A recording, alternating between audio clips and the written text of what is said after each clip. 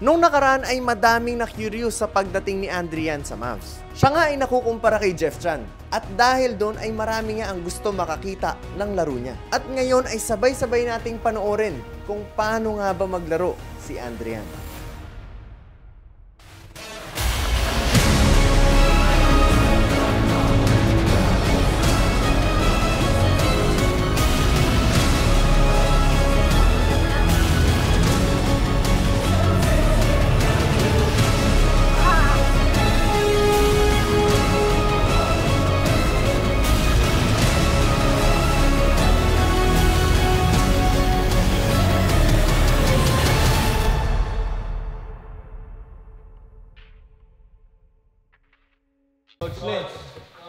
Si Adrian, saka si Coach Jake, si Adrian, yan. Tinatawag na Jeff Chan sa Caloocan.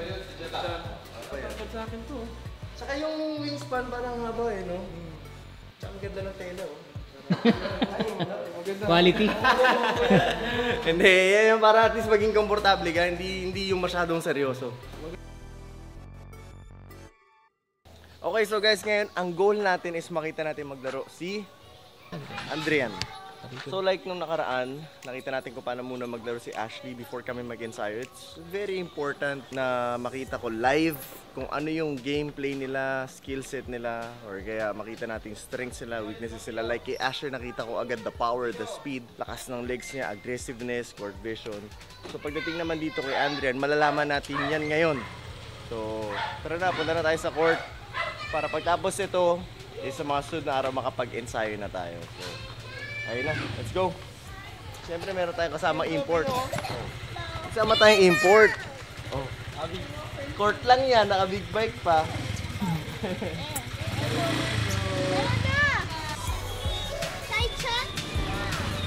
Angas mo pare ah.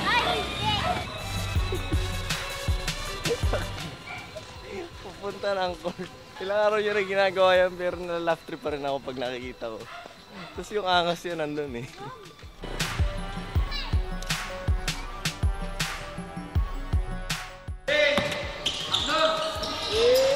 Sayang.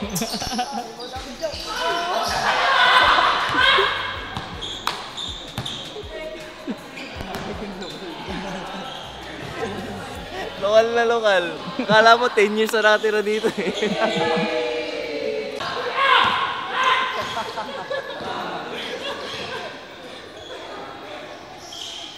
Eljo! Hay ka muna. Hindi ka nagyaya, naglalaro ka mag-isa. Eh, sabi ko, di ba, nauna ako, mauna.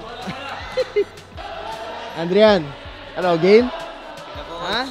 Huwag ka mahihiya ah. Gusto namin makita yung totoong laro mo, okay? Okay? Ito nakita ko na eh, okay na eh. Ang daming tao, coach. Ha? Ang daming tao. Ang daming tao. Ito matagal na to dito, hindi ko pa nakita yung totoong laro eh. May mga nakawa naman lang eh, pero yung 5-on-5 nun eh. Hindi ka tumingin sa katabi. Ano sabi mo? Papakita na natin. Papakita na natin. Superhero. Kala mo superhero eh. Ito lang tamang oras. Ito na tamang oras, Eugene. Okay ba, Eugene? Okay, so guys, ito na, magsa-start na tayo.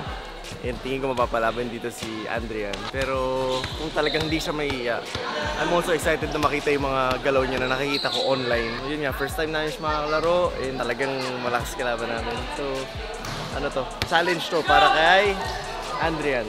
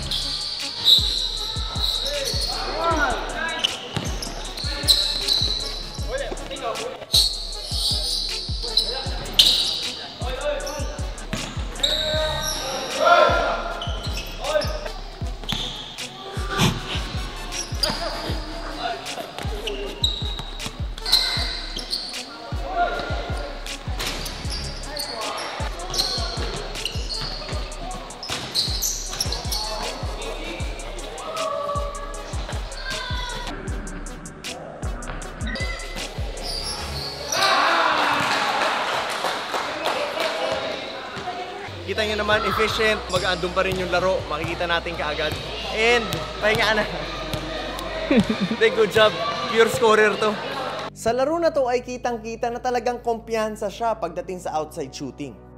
Napansin ko rin na unlike Ashley na merong malakas at mabilis na legs, si Andrian naman ay mas swabe at mas shifty. Ang ganda din talaga ng ball handling and footwork niya. At akalain nyo ba naman na sa unang laro pa lang ni Andrian ay siya na agad ang nagpanalo ng laban?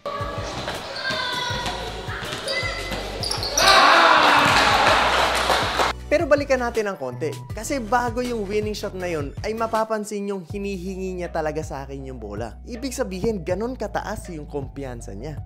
Maraming players, lalo na kung first time lang maglaro sa isang team, ay hindi magsi-step up, lalo na sa mga ganung crucial na mga sitwasyon. Pero yan ang pinatunayan sa atin ni Andrian.